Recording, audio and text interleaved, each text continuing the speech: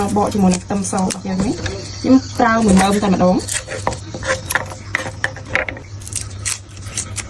នេះខ្ទឹមសយើងបានបករួចរាល់ហើយចឹងដាក់ចូលជាមួយនឹងត្បាល់តែម្ដងដាក់អស់ខ្ញុំប្រើម្ទេសច្រើនដែរដោយសារខ្ញុំចូលចិត្តហឹរបើសិនជាអ្នកទាំងអស់គ្នាអត់ចូលចិត្តហឹរទេមិនដាក់ទេខ្ញុំបុកខ្ទឹមហើយនឹងម្ទេសមកសិន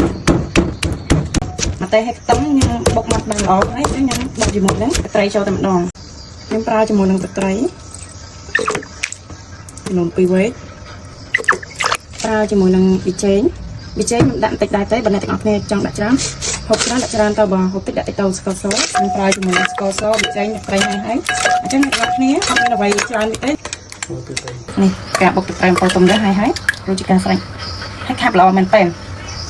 ហើយរសជាតិឆ្ងាញ់ណារសជាតិដិតឆ្ងាញ់តែម្ដងដូចអស់ហើយបុកទឹកត្រីអំពិលទុំយ៉ាងនេះគឺឆ្ងាញ់ជាងការបុកជាមួយនឹងទឹកត្រី